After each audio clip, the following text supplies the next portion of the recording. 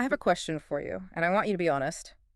How much time have you spent today just staring at a screen? You know exactly what you need to do, the cursor is blinking, but you feel like you just physically cannot start. Ah, the universal struggle, the gap. Yeah, Yeah. right. And my brain just starts yelling at me, you're lazy, you're burned out. What is wrong with you? Mhm. But we've got a stack of research here today that says, oh, maybe I'm not lazy. Maybe I'm just bad at chemistry. It is chemistry, but it's not the chemistry most people think it is. We're going to try and decode the science of motivation today. Okay. And we're moving past the whole just do it bumper sticker advice. We're looking at some dense neuroscience papers, critiques of old psychological models, and some pretty practical business school tips. And I should just warn everyone listening, we are not going to tell you to just visualize success. We're going to talk about ancient mammalian brain systems, why Maslow's pyramid is, well, kind of a lie. And how to hack your own dopamine. It's so much less about willpower and a lot more about biological signaling. Okay, so let's start there with the hardware. Because I think of motivation as like a feeling, a lightning bolt. But you're saying it's an actual physical system in the brain. It is. Yeah. If you look at the work of Jack Panksepp, he identifies this ancient system called the seeking system. Seeking, all caps. Sounds a little intense. That's primitive. Mm-hmm. I mean, think of a rat sniffing around a new space. It's that drive to explore, to investigate. Panksepp calls it a goad without a goal. A goat and then a goal. So it's not about getting the cheese, it's about the looking for the cheese. Exactly. It's the itch to find out what's around the next corner. Okay, but when we talk about that itch, that drive, everyone's go-to answer is dopamine, right? That's the pop psychology thing. I do a thing, I get a dopamine hit, I feel good. And that is the single biggest misconception out there. We have to correct this right now. Dopamine is not the pleasure molecule. Wait, really? I thought dopamine was the reward chemical. Nope. The research from Domenico and Ryan is super clear on this. Dopamine is about wanting, not liking. Wanting, not liking. It's the craving, not the satisfaction. You can be flooded with dopamine and feel totally miserable. You're just driven. Wow. Okay, so how do we get more of that wanting chemical then? Okay, so to get a little technical for a second, the research talks about two modes, tonic and phasic. Tonic and phasic sounds like something from Star Trek. Kinda. Just think of tonic like the low, steady hum of your refrigerator. It's your baseline. But phasic is like a fire alarm, a short, sharp burst. Just spike. That's the spike. And that's what drives motivation. So what pulls the fire alarm? What causes the spike? Two main things. This is really the key. The first one is what you'd expect. Value. Your brain predicts a reward, like chocolate. If the chocolate is way better than you expected, you get this prediction error, and boom, dopamine spike. The carrot on a stick, that makes sense. But the second trigger is much more interesting. It's called salience. Salience. Salience has nothing to do with reward. It's about newness, curiosity. Yeah. It's the information gap. The information gap. Your brain is wired to close the gap between what you know and what you want to know. That's what a salience coding neuron does. It fires to push you to find the answer. Okay, this explains so much. This is why I can't write a single sentence of my report, but I can accidentally spend 45 minutes on Wikipedia learning about the history of the spork. Yes. The spork has high salience. It's new. It's a mystery. The report has zero salience. Oh, yes, practically. And this is actually a war happening between brain networks. You know that feeling when you're just zoning out at your desk? Oh, I live there. That's your default mode network. It's your daydreaming circuit. To get work done, you need the central executive network. But you can't just flip a switch. You need the salience network to see something important enough to make that switch for you. So it's not that I'm lazy. It's that my salience network isn't convinced this spreadsheet is interesting enough. That's a huge part of it, yes. Motivation is just the biological process of switching focus to what's salient. That feels like a get-out-of-jail-free card for procrastinators. Sorry, boss, the TPS reports just weren't salient. Well, there's more to it. It's about the software running on that hardware. And for decades, the main model for that was what? Maslow's hierarchy of needs. The pyramid. Food and water at the bottom, finding your true purpose at the tippy top. Right. And, it makes some intuitive sense. You can't really focus on self-actualization if you're, being chased by a bear. So what's wrong with it? Why is the new research trashing the pyramid? It's not so much trashing it as pointing out its flaws. One source we looked at noted that Maslow's original sample size was like 18 people, mostly successful white men. It's 18 people. That's it. Okay, that's not a great sample. And it completely fails to explain the starving artist paradox. People throughout history, activists, artists, monks, who completely ignore their basic safety and physiological needs to chase that thing at the top of the pyramid. That's a really good point. So if the pyramid is shaky, what's the replacement? The current gold standard is self-determination theory, or SDT. Instead of a pyramid, think of it more like 3 psychological needs that have to be met. 3 needs, okay. Autonomy, competence, and relatedness. Autonomy, competence, relatedness. Break that down for me. Autonomy is the feeling of choice. I chose to do this.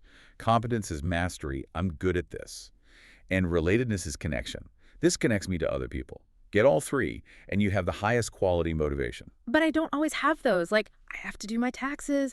I don't feel autonomous or competent. I just don't want to get fined. And that's still a type of motivation. Yeah. SDT puts it on a spectrum. At the bottom, you have extrinsic, doing it for a reward. But then there's this middle ground called introjected regulation. Introjected regulation, that sounds unpleasant. Kind of is. It's the guilt trip setting. I should go to the gym, or I'm a failure.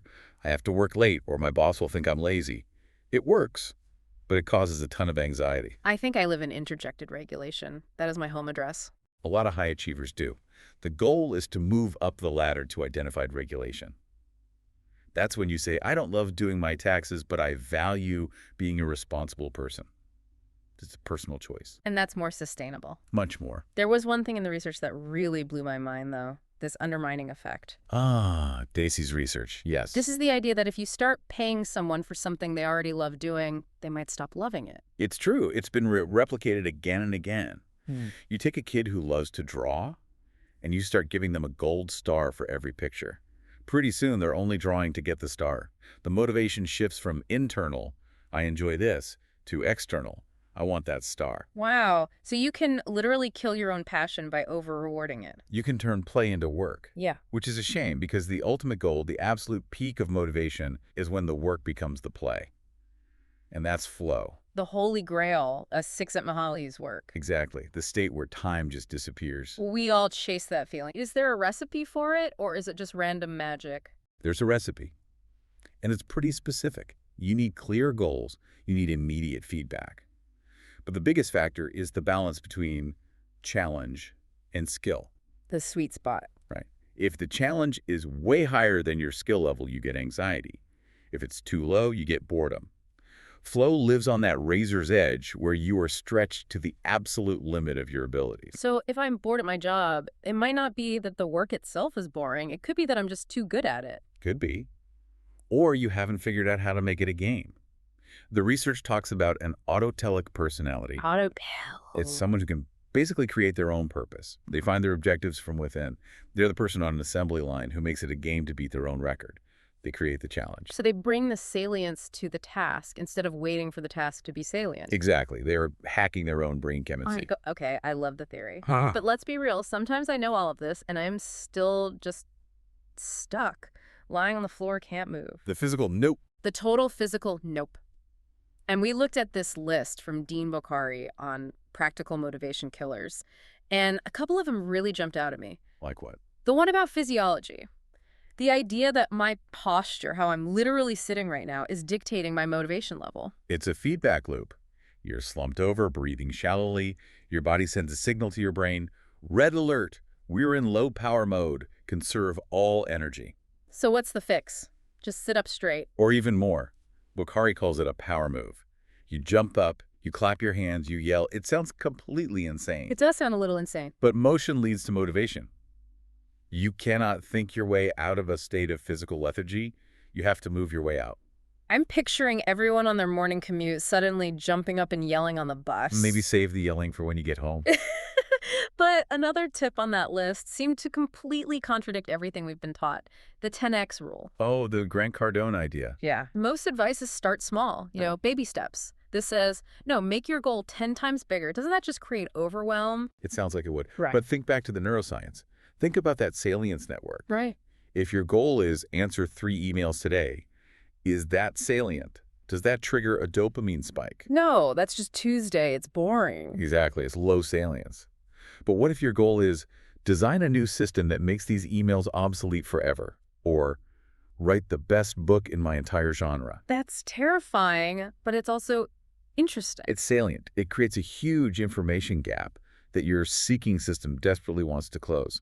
Sometimes we're unmotivated not because the task is too big, but because the goal is too small to even care about. So if you're bored, the answer might be to go bigger, not smaller. Go bigger.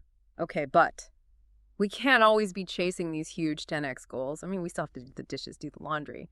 Motivation is fickle. It runs out. It absolutely does. And that is where you stop relying on motivation and start relying on discipline and habit. The unsexy but reliable heroes.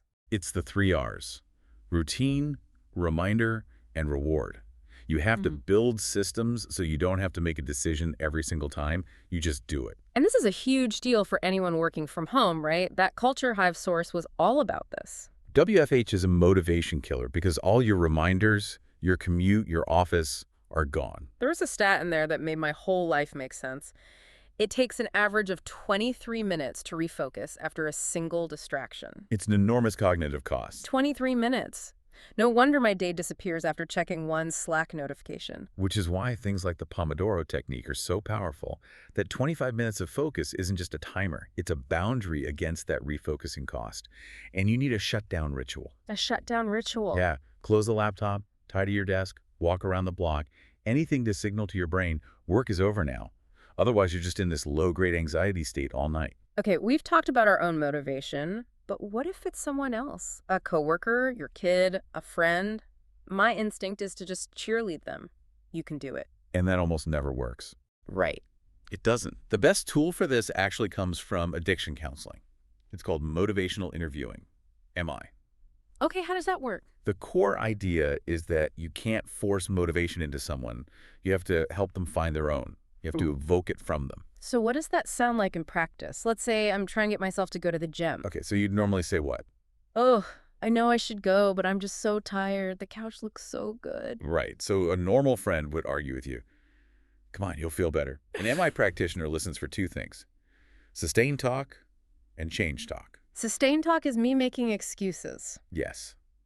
I'm tired is sustained talk. But I know I should go. That's a little piece of change talk, so I'm going to ignore the tired part and focus on that. I'd use something called ORS. Open questions, affirmations, reflections, summaries. I'd say, so even though you're exhausted, there's a part of you that still thinks going is important. Why is that? Well, because my back starts to hurt if I don't move around, and I want to be able to go hiking this summer. You see, now you're giving me your reasons. So I'd reflect it back. It sounds like being active is really important for your long-term health and for your freedom to do things you love, like hiking. Yeah, I guess it is. Wow. I'm talking myself into it. You are. I'm just holding up a mirror so you can hear your own best arguments. It preserves your autonomy. And what did we say about autonomy? It's one of the 3 core needs. It's the fuel. It's all connected. It really is. The biology, the psychology, the practical tips, it's all one system. One big system. So to wrap this all up, we've gone from the seeking system in dopamine to the flaws in Maslow and the power of talking to yourself in a new way. If there's one final thought to leave people with, what is it? I think it's that we have the order of operations completely backwards. What do you mean? We operate on the belief that first I have to feel motivated and then I'll do the thing. Feeling comes before action. Right. That's what it feels like. But almost every single thing we talked about today suggests the exact opposite is true. Action leads to motivation. So motion creates the emotion. Yes. The dopamine spike comes after you start. The flow state comes after you engage with the challenge. The feeling of competence comes after you do the work. So if you're sitting there waiting for the feeling to strike, You are waiting for a bus that will never arrive. You have to start walking, and the feeling will catch up with you. that information gap we talked about, My God. we're wired to close it, but we have to be the ones to open it in the first place. You have to open the document, write one terrible sentence. Just do something. Signal to your brain that we are moving now. The Well- feeling will follow. Stop waiting for the lightning bolt. Be the lightning bolt. Ain't the lightning bolt. Thanks for deep diving with us. Keep diving.